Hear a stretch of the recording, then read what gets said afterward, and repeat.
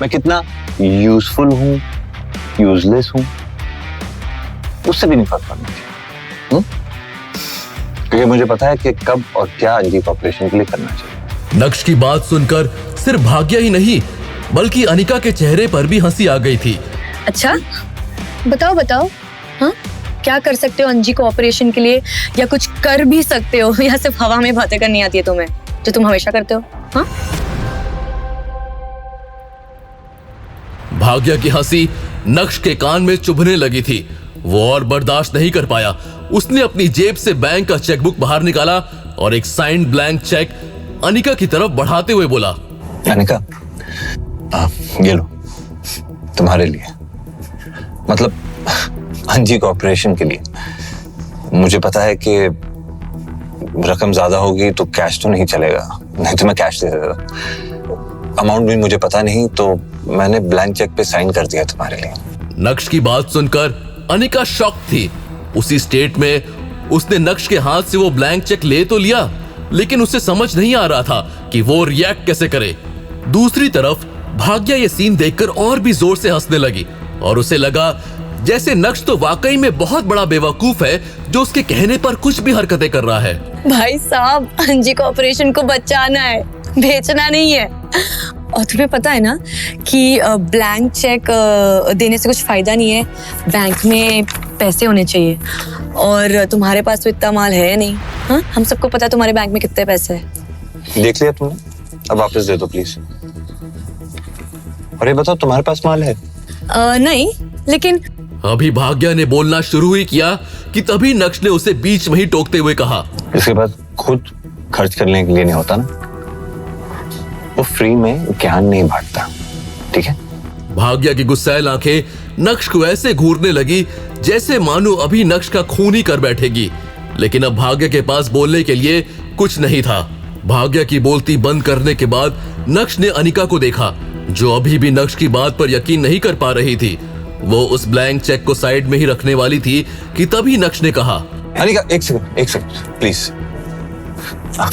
अगर तुम चाहो ना तो नेट बैंकिंग में मेरे अकाउंट में चेक कर सकती हो कि मेरे पास पैसे हैं कि नहीं। अनिका भी नक्श की बात पर भरोसा करना चाहती थी, लेकिन वो भरोसा नहीं कर पा रही थी क्योंकि नक्श के पास कोई जॉब ही नहीं थी। पूरे दिन तो नक्श घर में बैठा रहता है, घर के सारे काम करता है। आज अचानक से वो आया और उसने ब्लैंक चेक देते हुए कहा कि अंजी को ऑपरेशन को बचा लो। अगर अनिका की जगह कोई भी होता तो उसके लिए भी नक्श की बात पर यकीन करना उतना ही डिफिकल्ट होता जितना अभी अनिका को हो रहा था। वैसे तो नक्श ने भाग्या का मुंह बंद करवा दिया था, लेकिन अभी इस टॉपिक पर भाग्या को लगा कि वो नक्श को दबा सकती है। दीदी, ये आपको चेक करने बोल ही रहा है तो आप चेक कर लीजिए ना, उसके सेटिस्फैक्शन के लिए। हम सबको पता है उसके अकाउंट में कितने ही पैसे होंगे, 2 रुपए। अब हर तरफ से अनिका को प्रेशर फील हो रहा था। अनिका ने एक बार फिर से नक्श की ओर देखते हुए कहा, नक्श, तुम सच में चाहते हो कि मैं तुम्हारा बैंक अकाउंट चेक करूं? हाँ, मैं सच में चाहता हूँ कि तुम मेरा बैंक अकाउंट चेक करो, क्योंकि मैं तुमसे तो कभी झूठ बोलूंगा नहीं अनिका। अनिका से ज्यादा तो भाग्या एक्साइटेड दिख रही थी।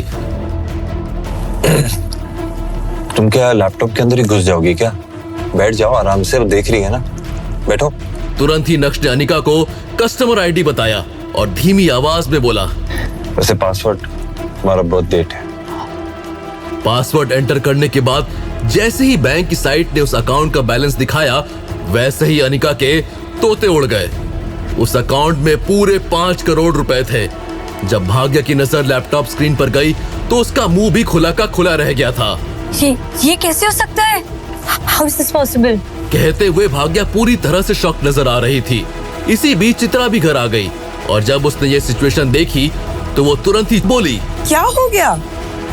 भाग्या केम छो? શું કરે છે? भाग्या ने तुरंत ही चित्रा का ध्यान लैपटॉप स्क्रीन की तरफ बढ़ाया और जब चित्रा की नजर भी 5 करोड़ पर पड़ी तो वो भी पूरी तरह से स्टंट थी। तुम्हारे पास इतने पैसे कहाँ से आए? माँ, वो नक्श ने दिया।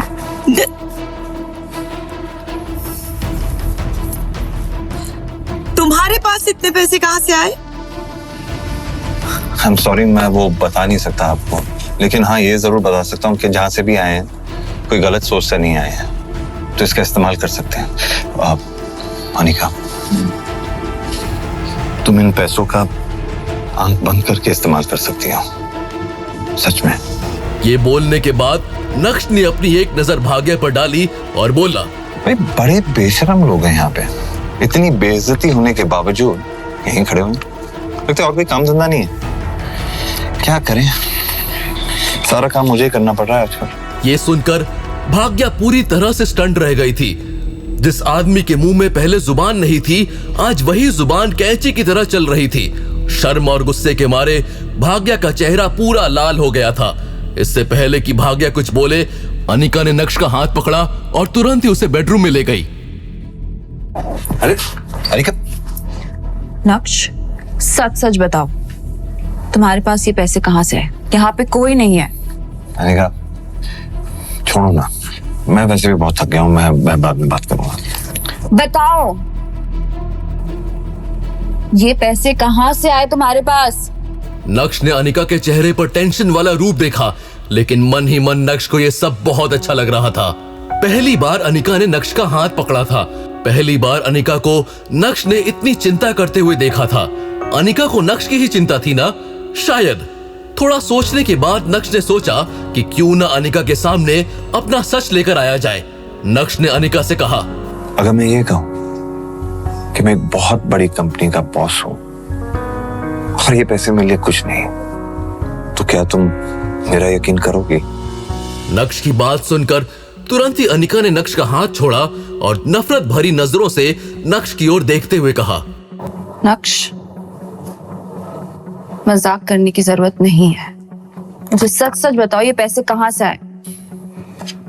मैं बार बार नहीं पूछूंगी कि ये पैसे कहाँ से आए, और मेरे पास इतना टाइम भी नहीं है। और आई होप कि ये पैसे तुम्हारे पास लीगल तरीके से आए, और अगर ये इनलीगल है ना, तो मुझे इन पैसों की कोई जरूरत नहीं है।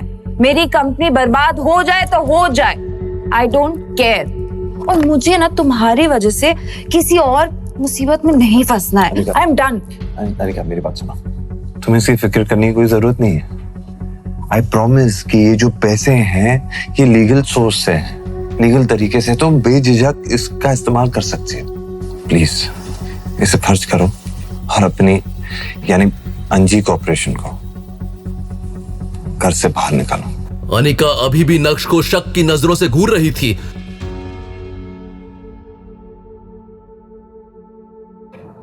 ठीक है, मैं तुम पे भरोसा कर रही हूँ, और तुम भी चिंता मत करो, मैं तुम्हें पैसे जल्दी लौटा दूंगी, जितनी जल्दी हो सकेगी उतनी जल्दी। ओके,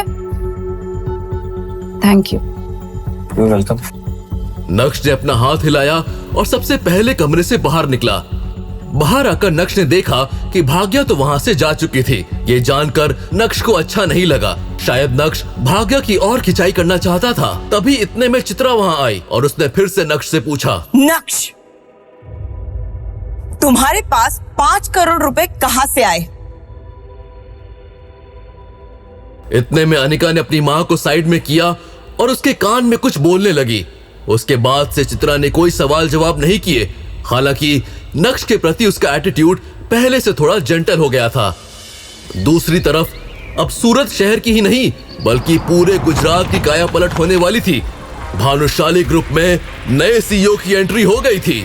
पूरे गुजरात में ये बात करने का मेन टॉपिक बन गया था। अब जब भानुशाली ग्रुप नए सीईओ के साथ मार्केट में उतरा तो बहुत सारी एंटरटेनमेंट कंपनीज इनके साथ टाई अप करते हुए अपनी किस्मत आजमाना चाहती थी, लेकिन सीईओ साहब ने सबको लाल झंडा दिखाया था। यहां तक कि उन कंपनीज को भी जो पहले कई सालों से भानुशाली ग्रुप के साथ काम करते हुए आ रही थी, नक्श ने सबका कॉन्ट्रैक्ट खत्म कर दिया था। पहले ही दिन से नक्श ने अपने तरीके से काम करना शुरू कर दिया था और आगे आगे नक्श ने जो किया उससे भानुशाली ग्रुप खूब सुर्खियां बटोरने लगा था। लॉजिकली बात की जाए तो अभी तक भानुशाली ग्रुप ने जिन भी कंपनीज के साथ टाई अप किया है वो सभी हाई प्रोफाइल कंपनीज थी। कुछ सूरत की, कुछ अहमदाबाद की, तो कुछ मुंबई की। लेकिन इस बार जब लोगों ने जावेरी खानदान के बारे में सुना तो उन्हें बहुत शॉकिंग लगा। बहुत लोगों ने अनिका जावेरी के बारे में सुना ही नहीं था और जावेरी परिवार भानुशाली ग्रुप के साथ डील करने चला गया। ऐसा नहीं है कि सूरत शहर में कोई जावेरी खानदान को जानता नहीं था, बिल्कुल जानते थे, लेकिन अनिका जावेरी को नहीं जानते थे क्योंकि अनिका तो सिर्फ जावेरी खानदान का हिस्सा थी। उसका नाम कभी भी जावेरी खानदान के चर्चित सितारों में शामिल नहीं होता था। हाँ, लेकिन सूरत शहर में नवीन जावेरी को लेकर काफी बातें उठी थी। बहुत से लोगों को पता चल गया था कि जावेरी खानदान का चर्चित चेहरा नवीन जावेरी यानी अपने मैम्बो अंकल भानुशाली ग्रुप के साथ डील करने गए थे, लेकिन उन्हें रिजेक्ट कर दिया गया।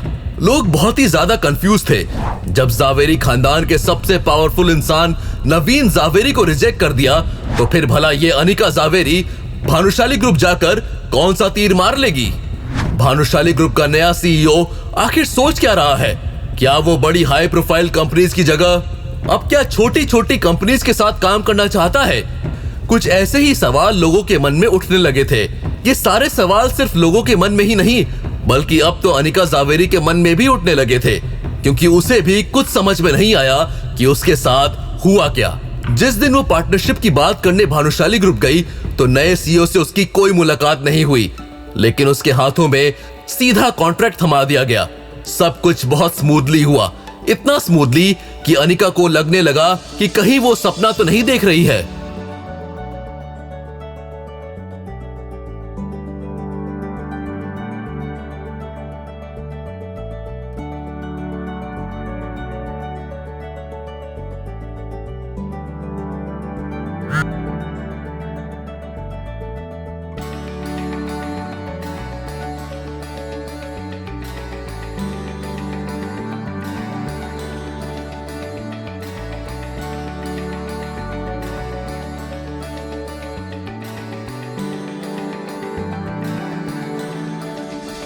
सूरत शहर का सबसे लग्जरियस होटल प्राइम स्टार को जावेरी खानदान ने पूरे दिन और पूरे रात के लिए बुक कर डाला था। कल्याणी अनिका की सक्सेस पार्टी मना रही थी, क्योंकि अनिका की वजह से पहली बार जावेरी खानदान और भानुशाली ग्रुप के बीच में कॉन्ट्रैक्ट जो हो गया था। कल्याणी ने जावेरी खानदान के सभी लोगों को इस पार्टी में आने के लिए कहा, और भला कल्याणी की बात को कोई कैसे टाल सकता था। प्राइम स्टार के बैंक्वेट हॉल में सबकी नजर बस अनिका पर ही अटकी हुई थी। नक्श अनिका के पीछे पीछे घूम रहा था। वाकई में अनिका सेंटर ऑफ अटेंशन के साथ साथ सेंटर ऑफ अट्रैक्शन भी बन गई थी। उसने जो जावेरी खानदान के लिए किया वो बहुत ही बड़ा कंट्रीब्यूशन था, और इस सेलिब्रेशन की मुख्य हकदार भी वही थी। पूरा जावेरी खानदान प्राइम स्टार में मौजूद था। कल्याणी ने अपने परिवार की इस सेलिब्रेशन पार्टी को एंजॉय करने के लिए सूरत शहर के नामचीन लोगों को भी इनवाइट किया था, और ये सब इसलिए किया गया क्योंकि कल्याणी का सिर्फ एक ही मकसद था, सबको इस बारे में बताना कि अब जावेरी खानदान और भानुशाली ग्रुप पार्टनर्स हो गए हैं। आज नक्श ने काफी अच्छे कपड़े पहने थे और वो बहुत हैंडसम लग रहा था। अभी नक्श चेयर पर बैठने ही वाला था कि तभी उसे एक कड़क आवाज सुनाई दी। अरे भाई हटो! ये आवाज मैम्बो अंकल की थी। जब मैम्बो अंकल ने देखा कि नक्श हिलने का नाम नहीं ले रहा है, तो तुरंत ही नक्श को धक्का देते हुए बोले, अरे ये सीट मिस जूली के लिए। अरे जूली जी आप बैठिए, स्पेशल आज आपके लिए बनवाई है। अरे प्लीज बैठिए, देखिए। लेकिन उसके बाद भी नक्श ने वो जगह छोड़ी नहीं। वो देख रहा था कि मैम्बो अंकल मिस जूली को पटाने की कोशिश कर रहे हैं। मिस जूली? नक्श के मुंह से मिस जूली का नाम सुनकर मैम्बो अंकल गुस्से से तिलमिला उठे। तुम मिस जूली को जानते भी नहीं हो, अरे जानोगे भी कैसे? अच्छे और बड़े लोगों को जानने के लिए ना औकात का होना जरूरी होता है, और तुम्हारी क्या औकात है यहाँ आए हुए सभी लोगों को अच्छी तरह से मालूम है, समझे? एक नया झमेला शुरू हो गया था और सभी लोगों की नजर नक्श पर ही टिकी हुई थी। अनिका जो इस सीन से ज्यादा दूर नहीं थी, उसका चेहरा भी शर्म से लाल हो गया था। अनिका भानुशाली ग्रुप के साथ डील करने में कामयाब रही और मैम्बो अंकल इसी बात की भड़ास निकाल रहे थे। उनका मकसद सिर्फ और सिर्फ अनिका को एम्बैरस करना था।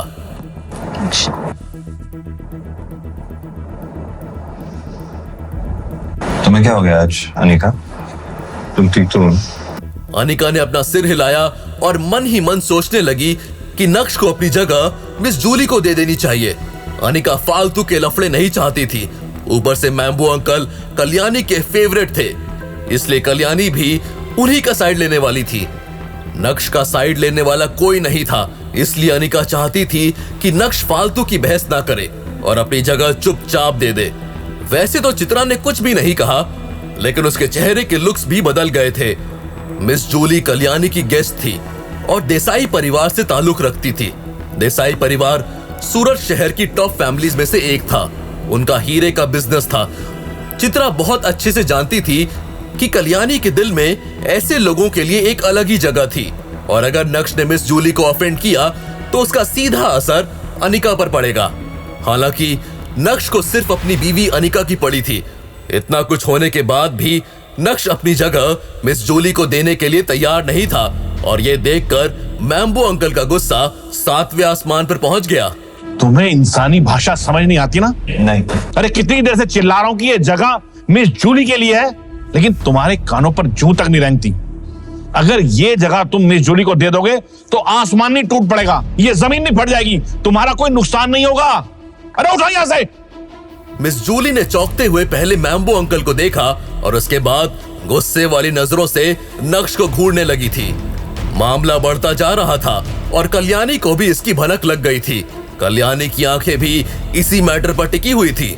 अनिका कल्याणी के सामने अपना अच्छा इंप्रेशन कंटिन्यू रखना चाहती थी, लेकिन अगर नक्श ने अपनी जगह मिस जूली को नहीं दी तो अनिका का इंप्रेशन फीका पड़ जाएगा।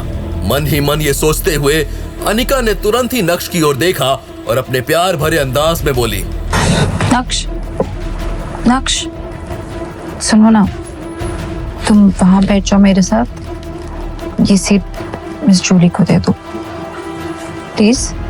अनिका ने इससे पहले कभी भी नक्श से इतने प्यार से कुछ नहीं कहा था। अपनी बीवी की बात सुनकर नक्श के चेहरे पर मुस्कान आ गई। तुम कह रही हो तो ठीक है, वरना मजाल है कोई मुझे यहाँ से उठा सकता। ऐसे तो नक्श हटने का नाम नहीं ले रहा था, लेकिन अनिका के एक बार कहते ही नक्श मान गया। मैम्बो अंकल अभी भी गुस्से से भरे हुए थे, लेकिन उन्हें मिस जूली के सामने अपनी इमेज को बरकरार रखना था, इसलिए वो ऐसी वैसी और कोई हरकत नहीं करना चाहते थे और अपने आप को शांत रखने की कोशिश कर रहे थे। उसके बाद से नक्श ने मैम्बो अंकल या मिस जूली को फिर से देखने की भी कोशिश नहीं की। मिस जूली की नजर ड्रीम लवर नेकलेस पर पड़ी जो अनिका ने गले में पहना हुआ था।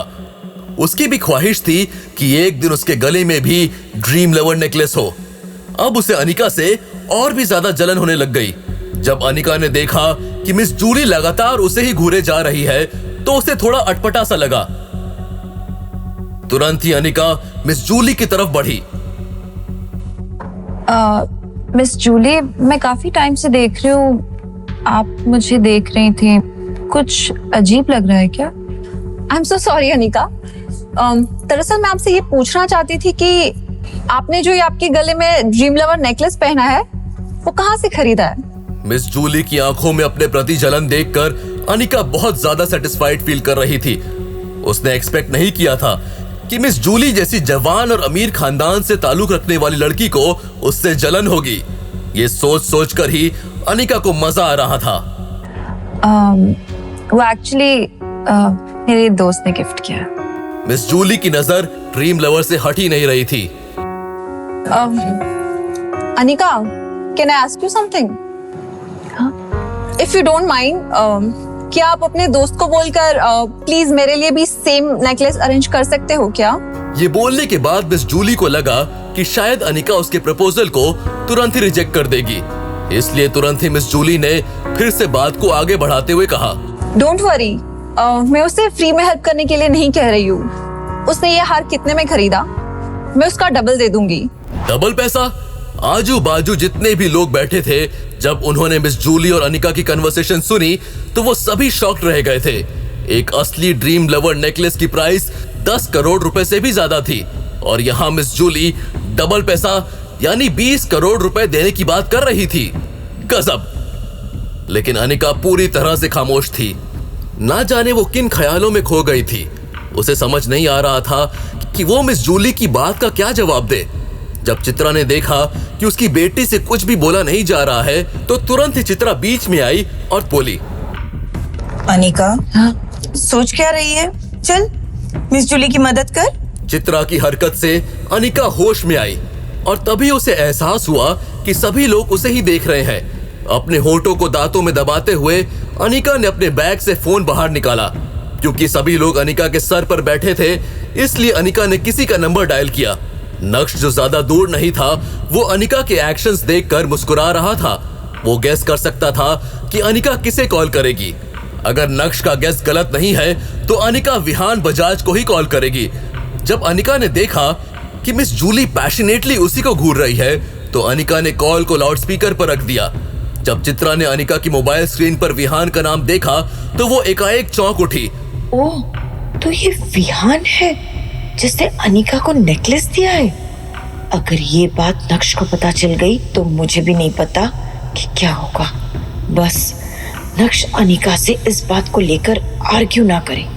अगर नक्श ने यहाँ कुछ ऐसा वैसा हंगामा या ड्रामा किया तो मेरे और अनिका के लिए बहुत ऑकवर्ड हो जाएगा। दूसरी तरफ विहान दोस्तों के साथ बैठकर ब्लैक में खरीदी हुई बियर पी रहा था। 2 दिन पहले भानुशाली परिवार में से कोई विहान से मिला और उस शख्स ने विहान को बताया कि उसने भानुशाली परिवार में से किसी को ऑफेंड किया है जो उसे नहीं करना चाहिए था। अब भानुशाली परिवार उसे छोड़ेगा नहीं। इससे पहले कि विहान को एक्सप्लेनेशन पूछता या बताता, अचानक से उसके सारे फंड्स और रिसोर्सेज पर संकट छा गया। साथ ही साथ उसकी कंपनी के टैक्स प्रॉब्लम्स भी बाहर आ गए। देखते ही देखते विहान का सब कुछ चला गया। अब जो बचा कुचा है उसमें भाई साहब गुजरात में शराब बैन होने की वजह से ब्लैक में खरीदी हुई बियर पी रहे हैं। लेकिन अभी तक विहान को ये पता नहीं चला है कि उसने भानुशाली खानदान में किसे ऑफेंड किया है। हेलो, कौन बोल रहा है? विहान की आवाज सुनकर अनिका को धक्का सा लगा। उसके चेहरे के एक्सप्रेशंस अचानक से बदल गए और उसका दिल बहुत भारी हो गया। जब भी अनिका विहान को कॉल करती, विहान बहुत ही ज्यादा एक्साइटेड हो जाता था, लेकिन आज उसकी टोन में वो एक्साइटमेंट पूरी तरह से गायब थी। लेकिन क्यों? ये अनिका को समझ नहीं आ रहा था। उसे कुछ पता ही नहीं था। हेलो विहान, मैं अनिका बोल रही हूँ। अच्छा सुनो, वो जो तुमने मुझे ड्रीम लवर नेकलेस गिफ्ट किया था ना, क्या तुम वो एक और अरेंज कर सकते हो? Is it possible for you? Vihan की तरफ से क्या जवाब आने वाला है? विहान के बैंकक्रप्ट होने के पीछे क्या कहानी है? क्या विहान अपनी आप बीती अनिका को बताएगा? अगर हाँ, तो उसके बाद क्या होगा? विहान ने तो अनिका को ड्रीम लवर दिया ही नहीं है, और जो दिया वो तो नकली था। तो क्या विहान अनिका को एक और नकली हार देगा? अगर ऐसा हुआ तो मिस जूली का क्या रिएक्शन होगा? क्या इस पार्टी में अनिका का मजाक बनने वाला है, या फिर नक्श इस बार भी बीच में आकर अपनी बीवी को बेइज्जत होने से बचाएगा? जानने के लिए सुनिए Insta Empire, only on pocket FM।